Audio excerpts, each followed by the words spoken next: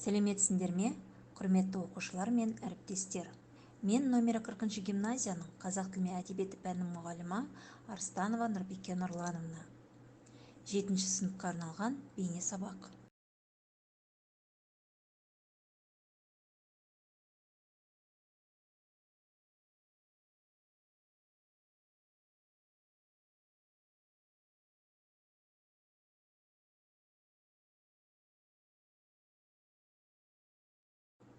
Балалар, бүгінгі сабағымызды бастамас бұрын бағалау критерийлерімен таныс болайық.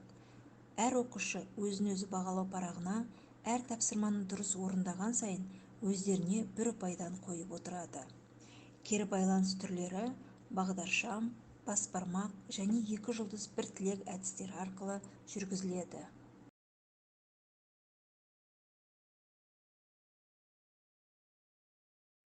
Балалар, қазіргі уақытта біз Наурыз мерекесі туралы модуль өтіп жатырмыз. Олай болса, өткен сабақты пысықтау үшін мен сендерге кім жылдам әдісі арқылы бірнеше сұрақ қоямын. Ал сендер сол сұраққа нақты әрі дұрыс жауап бергендеріңіз үшін өздеріңізге бір ұпайдан аласыздар.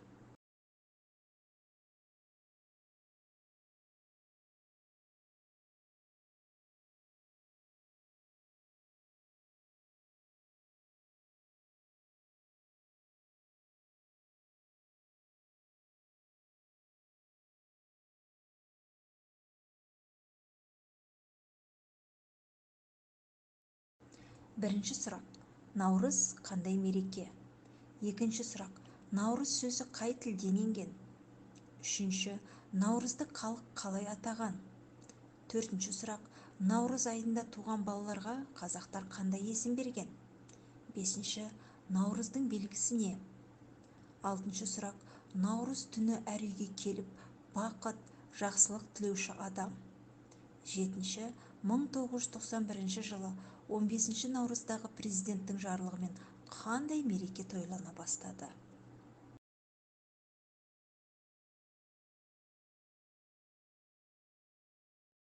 Ал балалар, біз жаңа сабағымызға да келдік.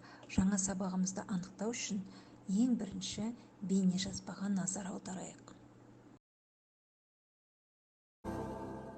Қазан оттан түспей, уыз қатырылып, сорпа сапырылып, мол дастархан жайылатын ұлыстың ұлы күнін дәстүрлі Наурыз көжесіз елестету мүмкін емес. Ырымшыл қазақ халқы әу бастан киеге қасиетті сандарға мән берген. Сол себепті бұл тағамды 7 түрлі дәмнен жасап, құт береке болсын деп ниет етеді. Әлбетте, Наурыз көжеге белгілі бір тағам түрін қосу керек деген арнайы нұсқау жоқ. Әркім қолындағы бар азық түлігіне қарайды. Алайда кез келген көже дайындауда ұрпақтардың өмірі өзендей асып тассын деген тілекпен алдымен тіршілік көзі су қайнатылады. Оған қазан толы ас мол болсын деген ырыммен қазақтың төл тағамы қыстан шыққан сүр ет пісіріледі.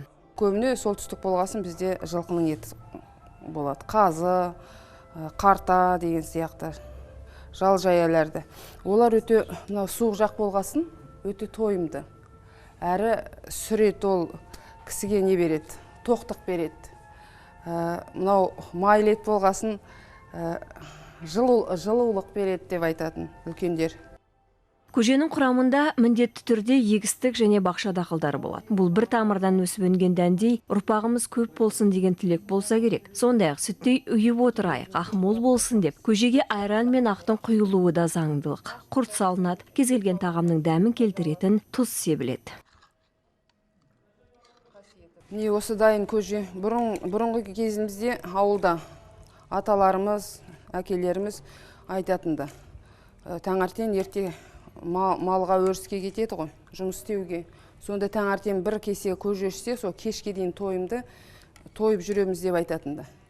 Сондай осының керемет қасиеттігі мол. Адамға тойымдық береді, денсаулыққа пайдалы.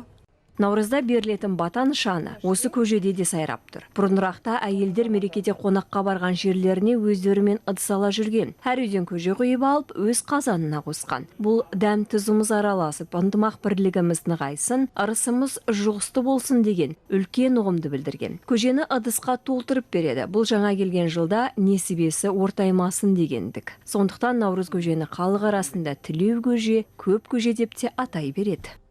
Күш қуат береді. ең асыл күш қуат дейді қазақта. Сондықтан наурыз көжені ең пайдалы ас деп мен ойлаймын. Сорпасы бар, құрты бар, еті бар, майы бар. Енді қазақ біз ет жемесек, сорпа ішпесек, ол енді қазақ болмаймыз ғой. Бұл ата бабаларымыздан келе жатқан, талай ғасырлардан бері келе жатқан наурыз көже. Ал балалар, бейне жазба не туралы болды? Сонымен біздің сабағымыздың тақырыбы қандай екен?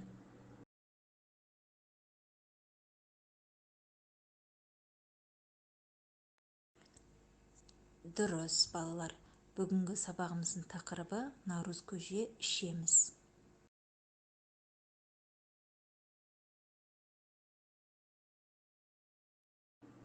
Ал балалар, тақырыбымызды анықтап алдық. Енді сабағымыздың мақсатына тоқталайық.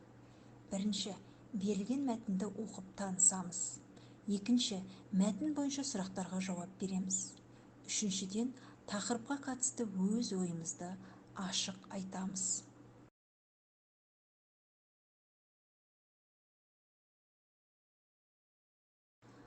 Жаңа сабақта жаңа сөздермен танысамыз. Бірінші сөз: ұлттық тағам, сүр ет, бидай, арпа жармасы, мол, береке, бүлдіршін.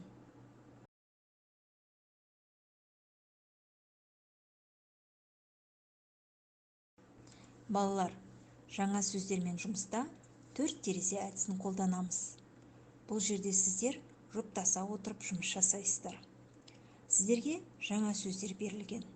Бірінші, жаңа сөздердің мағынасын анықтаймыз. Жаңа сөздермен сөз тіркесін құрастырамыз.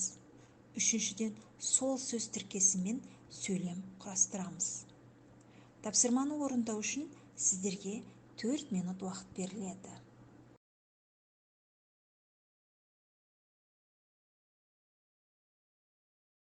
Келесі, тапсырма мәтінді тізбектеп, түсініп оқып шығамыз. Және мәтіндегі мәліметтерді есте сақтауға тырысамыз. Мәтінді оқу үшін сендерге 2 минут уақыт беремін.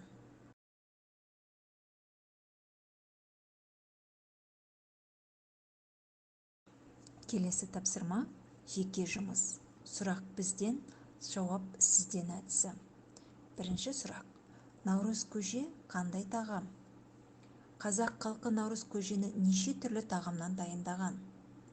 Наурыз көженің құрамын атай аласың ба? Наурыз көжені қандай ниетпен пісірген? Халық арасында наурыз көжені тағы қалай атаған? Тоқым қағар дәстүрі не себептен тойланған? Оқуға барған балалар үшін қандай той жасаған? Ұлыстың ұлы күніндегі ұлттық дәстүрлерді атай аласың ба? 7.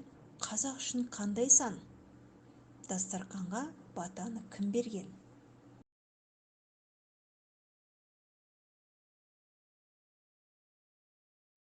Балалар, келесі тапсырма сіздерде топтық жұмыс болады.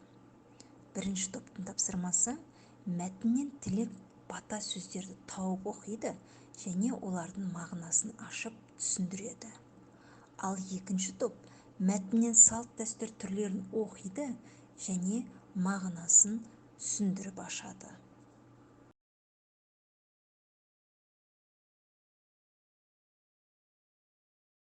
Балалар, біз қорытындылау кезеңіне де жеттік. Қорытындылау кезеңінде біз рөлдік ойын ойнаймыз. Сіздер тағы да 2 топқа бөлінесіздер. Бірінші топтың тапсырмасы наурыз мейрамында ойналатын ұлттық ойындарды көрсетеді. Екінші топ наурыз мерекесінде жасалатын салт дәстүрлерді көрсетеді. Сіздерге мен бірнеше талап қоямын. Бірінші, жаңа сөздерді қолдану керексіздер. Екінші, әртістік қабілетті көрсете білу керексіздер. Үшінші, өмірмен байланысты болуы тиіс. Төртінші, түйінді пікірмен қорытынды жасау керексіздер.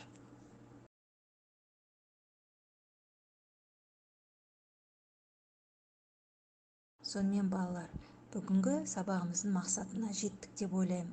Мәтінмен таныстық, мәтін бойынша бірнеше сұрақтарға жауап бердік. Және де тақырыпқа қатысты өз ойымызды ашып айттық. Балалар, біз бағалау критерийлері бойынша өз ұпайларымызды санап шығамыз.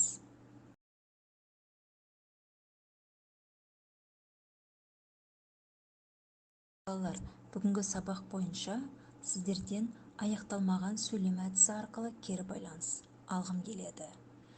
Мына сұрақтарға жауап берейік. Бүгін сіздер не білдіңіздер? Сіздер бүгін нені есте сақтадыңыздар? Бүгінгі сабақ сіздер үшін оңай болды ма, әлде қиын болды ма? Осы сұрақтарға жауап берейік.